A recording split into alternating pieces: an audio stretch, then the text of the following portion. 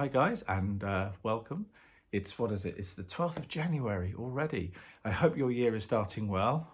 My year started really, really well. Emma and I went to Portland last weekend. We did an Airbnb experience, a little house right on the beach, literally backed onto the beach so we could go out the back door, turn left for about 10 footsteps and you're on the beach, Chesil Beach and all of that business. And it was wonderful.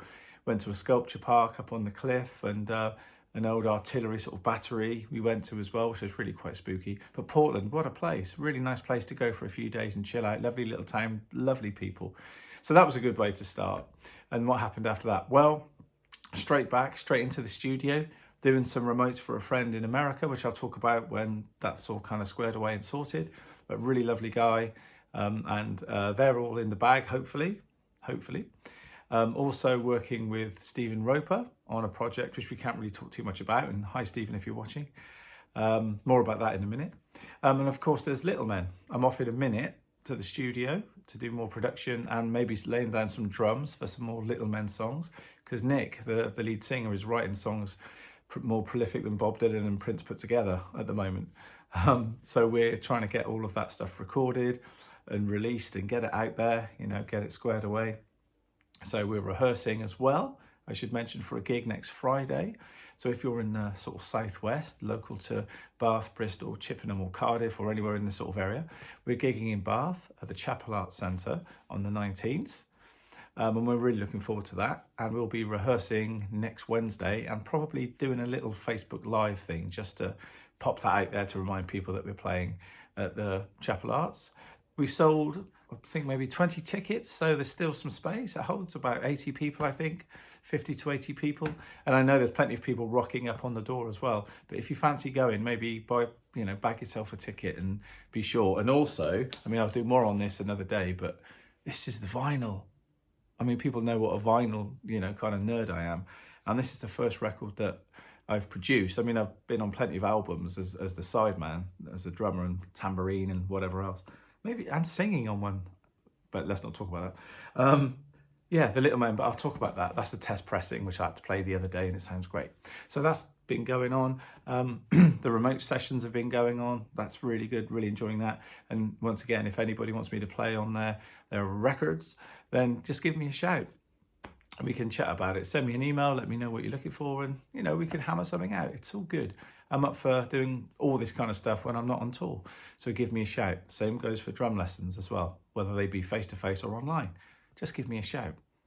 And then, of course, I'm promoting my Susie Sue Masterclass, which is in Planet Drum in London on January the 28th, which is a Sunday.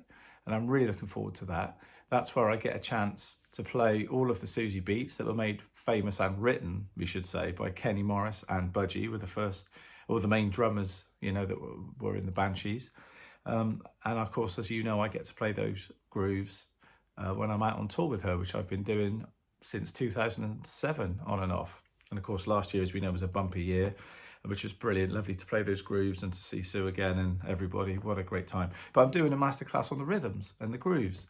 And she's fully given me, her the rights to do it. She said, go and do it. Spread the love of the Banshees and, share those drum parts because they are iconic for punk and post-punk, drumming. It's incredible the patterns that those guys came up with. Really creative drummers, musicians, and I get a chance to play them now and share them with Banshee fans all around the world. So if you're interested in that, bag yourself a ticket. If you scan this, you will go straight to Eventbrite, because trying to share an Eventbrite website, HTTP job, is massive. I tried it and it takes up the whole screen. It's insane. There's no way to limit that down to a shorter web address or something. It's crazy. But so if you're interested in that, you're a Susie fan or a drummer interested in that, and to see what those guys were doing and watching me do it and breaking it all down, then do so. I'll be playing along to Happy House, Sin in My Heart, City's Dust, all the main hits, and interesting drum parts and stuff. So there's that. Also, riding alongside that is my shows with Gary Astridge on the amazing drummer Ringo Starr. He's another brilliant drummer, iconic player. And tickets are going really well for that that event, which lasts for about a week.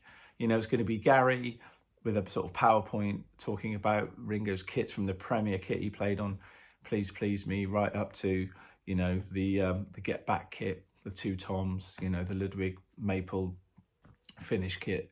And unfortunately, we don't have the kits with us. People have asked, no, because to insure those and to carry them around with us would be crazy. And one day I would love to get near those drum sets. You know, they're so iconic, knowing they've done Shea Stadium and the Ed Sullivan Show and Get Back, and you know, just to know they've been in Abbey Road, and it's just, yeah, it's quite a kick, isn't it, to know. And Gary gets to do that on a regular basis. He gets to hang out with those kids and take them to different places, to take them on to show them, you know, amazing. So Gary's going to be talking about the kits, the serial numbers of the kits, the sizes, you know, where the kits ended up, and blah, blah, blah. And of course, he shares loads of stories, because remember, he's Ringo's right-hand man, so he gets to spend lots of time with him.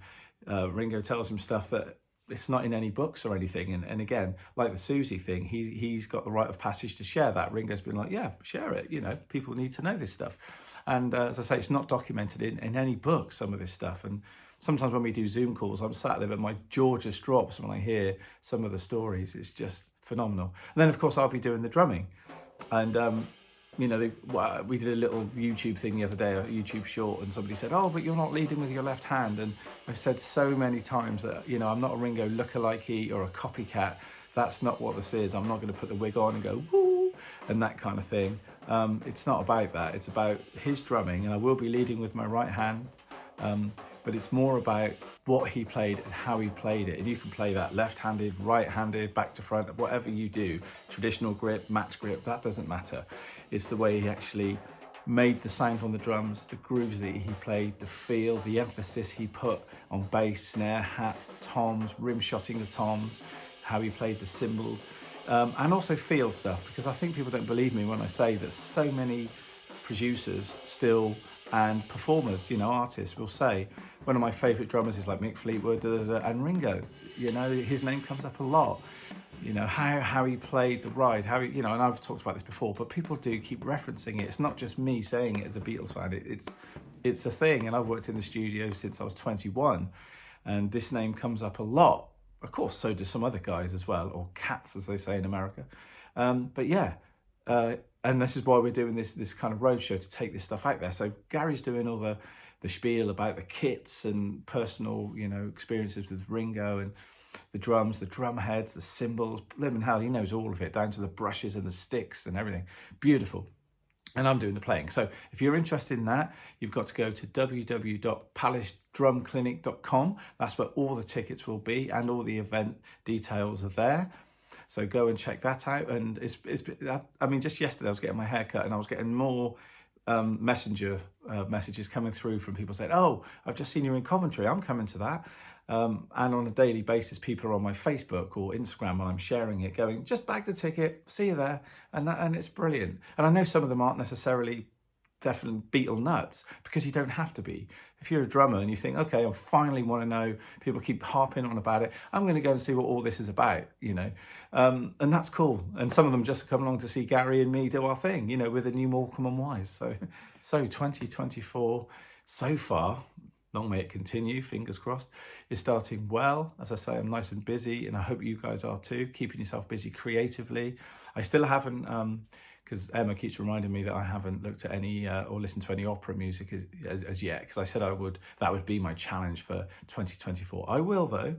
She scared me by saying she was going to play some on the way to Portland the other day, and I managed to stave that off. But I've got to start listening, you know, and I hope some of you guys are taking heed of what I was saying about checking out some different styles and genres, and playing them, or just listening to them and starting to understand them a bit more. So as I say, I've got to get on that, because where are we? The 12th, and I've not listened to one aria or anything yet. The only aria I've heard is a guitar. Boom, ba-dum, ba-dum, boom. Anyway, I don't even know if that even makes sense in classical opera sense. Maybe I've said something wrong or whatever there, but who knows? Who cares? So I'm off to the studio, as I say. But before I go, Stephen said I should talk about this, Stephen Roper. Last night, we did a messenger call. And me and Stephen were talking about this new project. And he said to me, and I was just coming out of the hairdressers at the time, he sent a message saying, oh, do you mind if Chris Payne joins us tonight?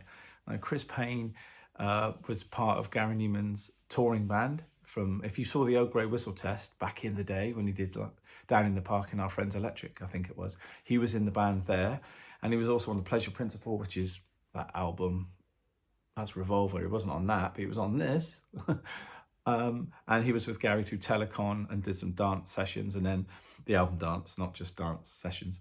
And then he came back, was it 83, I think, for Warriors or something, and then stayed with him right up to 89 or 92 or something. Anyway, but he was there in the heyday when as I say, when I was a kid, he was my hero. And anyone in that band, including Cedric Sharpley, of course, the drummer, which I've spoken about and I will do again. They were all my heroes. And last night when he came on, it was amazing sitting on that chair, talking to him. And he was lovely. What a lovely guy. What a legend. So funny. And an amazing musician. He's done lots of stuff. You should check him out. You know, it's not just synth stuff that he does. He plays viola as well. Viola. I'm never sure how to say it. And he also wrote Fade to Grey, that amazing song back in the 80s. And he's been involved in a lot of projects since then, orchestral stuff that he does and film work, incredible. But to actually meet him was wonderful. So I can chalk that up as another groovy thing and hopefully working with him. But that's another thing. Let's not get into all that now because I'll get told off. But yeah, so that was exciting and just worth sharing, really. Nice moment, you know, when you actually meet one of those heroes. So that's cool. So more about that at another date. There's something coming up with all of that stuff, but that's for another day. So I better go to do some Little Men stuff, as I say, production stuff, probably share some pictures and bits and bobs. But whatever you do, have a groovy Friday, have a great weekend. If you're playing, enjoy. If you're not playing, take time out and chill. It's all good. So thanks for watching. Thanks for sharing. Thanks for subscribing. The numbers are going up. Brilliant, brilliant, brilliant. If you're thinking about getting tickets for the Susie show, do so, Eventbrite. If you're thinking about doing the Ringo shows, do so. There's only going to be 8 or 9 of them. There's not many. And I don't know if we're going to do any again. So, you know, get your arse in gear and get some tickets. If you're local to Bath, then go and see Little Men at the Chapel Arts Centre next week, Friday the 19th. I'll see you there. We're really looking forward to it. It's going to be great. Contact me for remote sessions, contact me for gigs, contact me for lessons. I'm around for a period before I go out on tour again. So take care, guys. Thanks for watching, and I'll see you soon.